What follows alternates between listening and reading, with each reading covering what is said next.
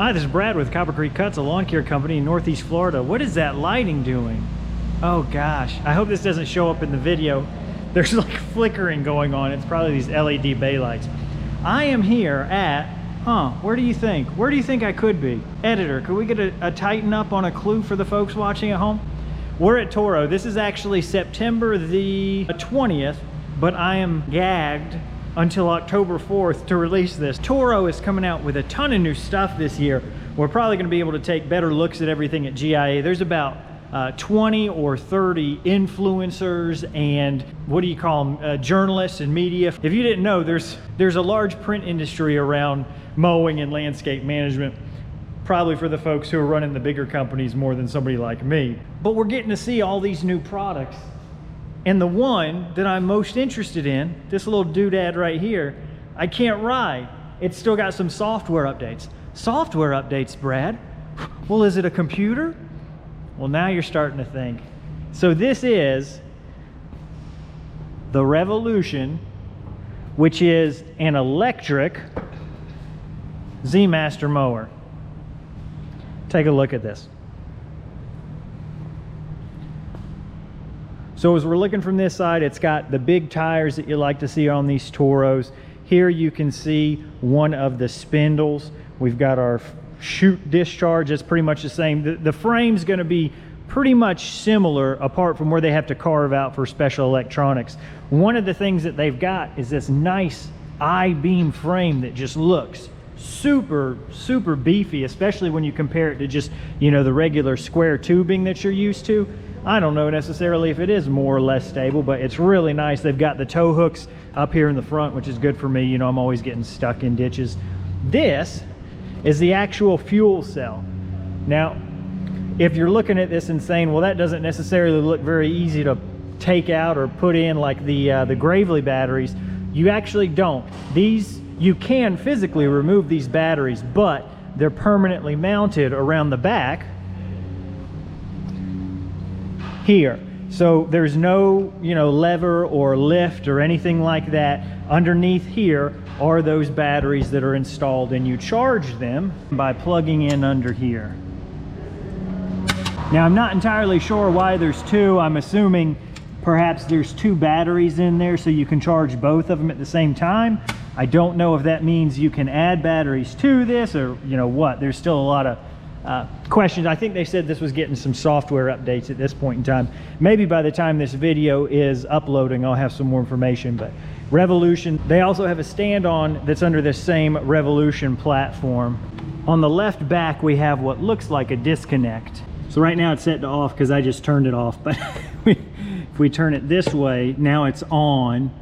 And I think these must be little lockout ports. So like you can put a padlock through there and keep it off. One thing that's pretty neat about this machine is that you see these numbers right here, 1755.25, and then here on the other side, 0.25. So with this, you can actually change the rake of the deck, you know, how it pitches forward or back. And what changing the rake does is it lifts the back of the mower up. You're still cutting at the same height at the front of the mower, but since the back of the mower is now a little bit higher up, it can discharge some of those clippings easier, which means your battery life is going to improve. On the stand-on model, it was very easy to adjust the rake of the deck with levers. On this one, it looks like you've almost got to crank a ratchet or something on it just a lot to get it. So I don't think it's super easy to do on this model. It looks like you can change it a lot more on the fly for the stand-on.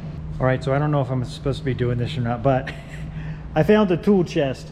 And my viewpoint is, if you've got a tool chest in the area where you're letting me be, you must be okay with me using that tool chest. So we're gonna test what I said about changing the rake of this, that I think at this point, it looks like it's just something you do with a 13mm socket. So again, what it looks like, 0.25, 0.5, 0.75, 0.1, I'm assuming that where this little gold bar lines up, that's the rake of your deck. And it looks like, oh, you know what? Maybe you've got to loosen this too. Let me see if I can do that. No, there's more to it. Here's a nut here that's turning. I'm gonna break this machine.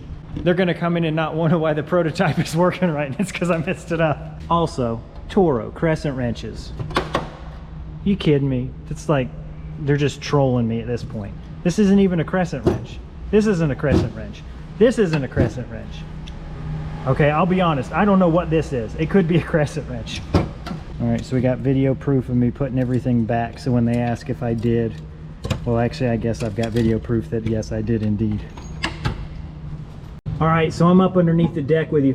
One other thing that I'm very interested in real world testing is, and I'll zoom in so you can see them better, but the way these blades attach, they seem to be curved all the way through, which means they have some kind of adapter here to where they attach to the spindle. So I'm not entirely sure what the thought is on that design. It kind of looks like a circle with almost like a crosshair, but I'm thinking like this is nice and smooth, which I like to see. That spindle right there, grass is not going to stick to that very well, and if it does, it's going to be easy to scrape off. I am a bit worried about how much grass would stick to there and how difficult it'll be to clean off. As you can see, the deck's nice and clean underneath, aside from some hex head bolts, which hopefully, you can see we do have hex head bolts holding everything in. I don't know if those will get changed to carriage bolts and try and round things out.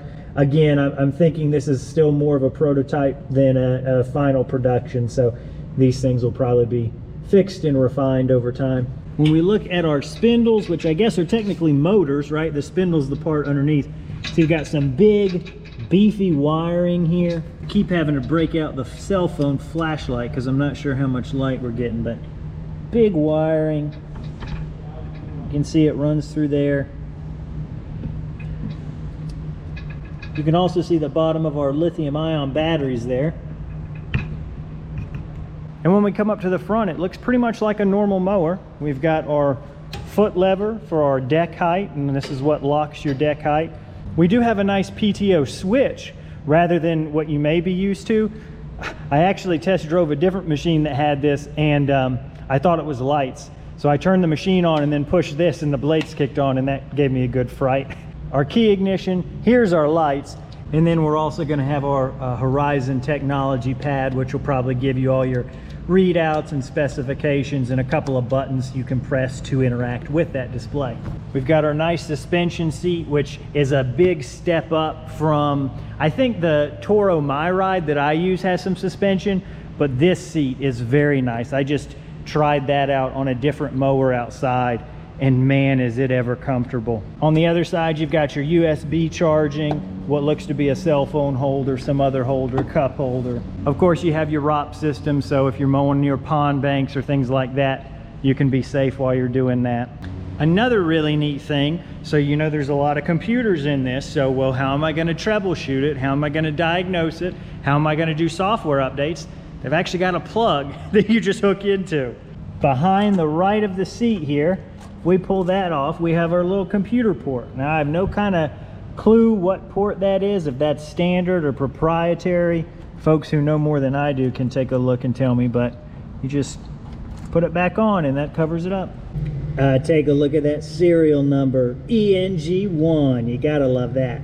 So this is the machine that I'm most excited about TORO coming out with, and it's mainly because I think there are, of course, bigger companies, municipalities, campuses, things like that that take care of their own lawn maintenance. I think these kind of things are easy for them to get into, but I don't think when it comes down to smaller owner-operator type deals, or even, you know, maybe when you've got one or two crews, but you're still the boss who's making all the purchasing decisions, I think it's tough. This kind of a sell is tough. You know, if this ends up being like Gravely, a $30,000 lawnmower, that's tough when you can get a gas one that does arguably the same thing for 10 or 15. So I'm excited to see if there's ever going to be an opportunity to test this so that it can be put up against a gas counterpart, and so things can be compared and to really help folks make a decision. So I'm going to go outside and play around with some more of the tools, but that is what I think is the most interesting new tool that TORO is coming out with. Again, the timing on this is going to be weird because I'm recording this. There's an embargo where I can't release it until October 4th. So if I found out any more information about it in between then that I think is interesting or informational or relevant, I'll include it here. Otherwise, thanks so much for watching. I really do appreciate it.